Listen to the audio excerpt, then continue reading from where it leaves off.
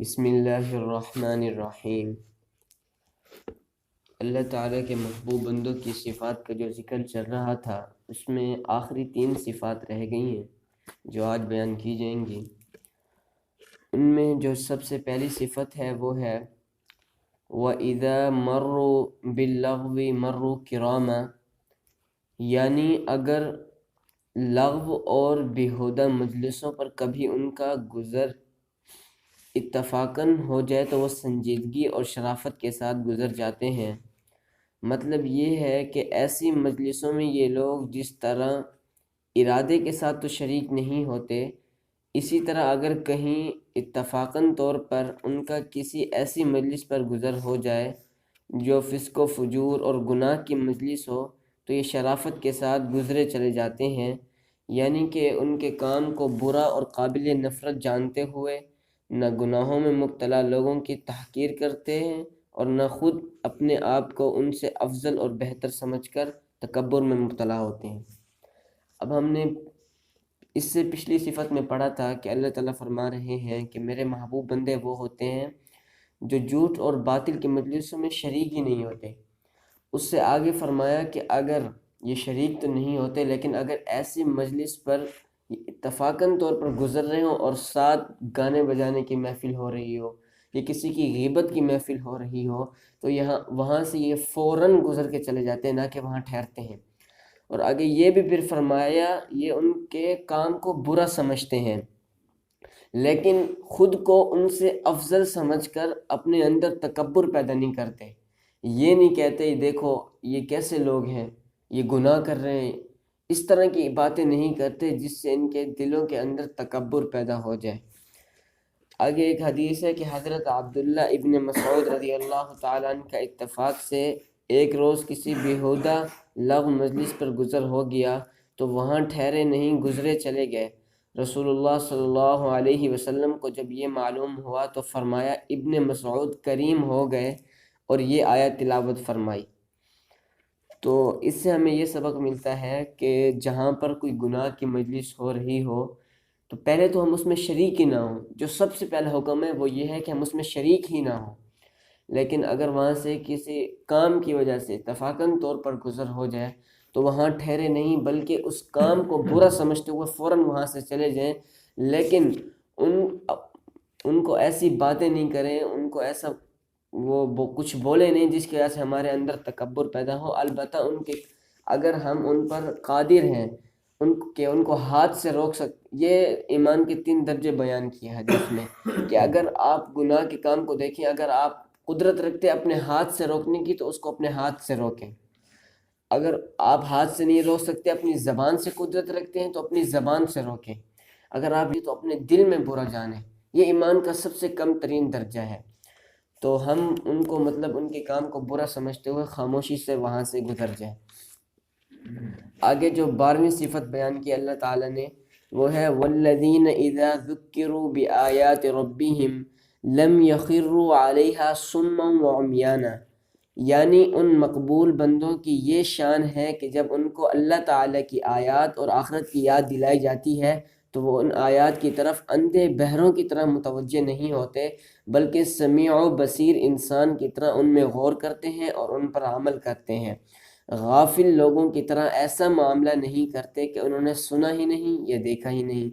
اس آیت میں 2 چیزوں کو بیان کیا گیا ہے۔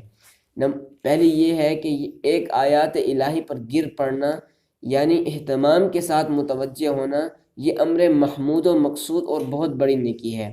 دوسرے اندھے بہروں کی طرح گرنا کہ قرآن کی آیات پر توجہ تو دیں مگر یا تو اس پر عمل کرنے میں معاملہ ایسا کریں گویا انہوں نے سنا اور دیکھا ہی نہیں، یا آیات قرآن پر عمل بھی کریں مگر ان کو اصول صحیحہ اور تفسیر صحابہ و تابعین کے خلاف اپنی رائے یا سنی سنائی باتوں کے تابع کر کے غلط عمل کریں۔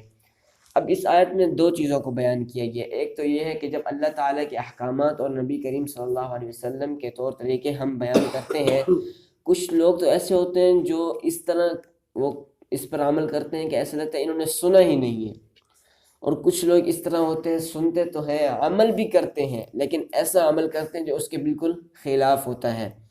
ان دونوں چیزوں کو یہاں پر منع کیا گیا ہے۔ ایک تو یہ کہ بالکل سنا ہی نہیں، یہ تو اور بہت بڑا گناہ ہے کہ اللہ تعالیٰ ایسے وہ عمل کرتے ہیں کہ جیسے انہوں نے کچھ سنا ہی نہیں، اور دوسرا یہ سنتے تو ہیں لیکن اس پر عمل بھی کرتے ہیں لیکن غلط عمل کرتے ہیں۔ آج ہم اس طرح زندگی گزار رہے ہیں، دیکھا دیکھی والا دین۔ ہم دیکھتے ہیں کہ شب برات والے دن ہمارے ساتھ والے گھر میں میٹھا بن رہا ہے، اب وہ موم بتی جلی ہوئی ہے تو بس ہم بھی آ کے وہ موم بتی لاتے ہیں، جلاتے ہیں، اور یہ سوچ رہے ہوتے ہیں یہ سب سے بڑا ثواب ہے، شاید ہماری اسی وجہ سے بخشش ہو جائے۔ ہم نے دیکھا دیکھی والا دین بنا دیا ہے۔ آپ خود دیکھتے ہوں گے کہ جب کوئی خاص موقع ہوتا ہے آپ کو مسجد میں نمازی ملتے ہیں، اگر کوئی خاص موقع نہ ہو، عام دنوں میں آپ کو 2 صفیں کبھی نہیں ملیں گی۔ ہم نے دین کو خاص دنوں کے لیے خاص کر دیے، تو اس لیے اس طرح نہیں کرنا چاہیے۔ دین سیکھنا ہے تو دین داروں سے سیکھیں، دیکھا دیکھی والا دین سیکھیں گے تو ہم صحیح طریقے سے نہیں چل پائیں گے۔ آگے خود بھی اس میں فرما رہے ہیں کہ احکام دین کا صرف مطالعہ کافی نہیں ہے بلکہ اسلاف کی علماء کی تفسیر کے مطابق سمجھ کر عمل کرنا ضروری ہے۔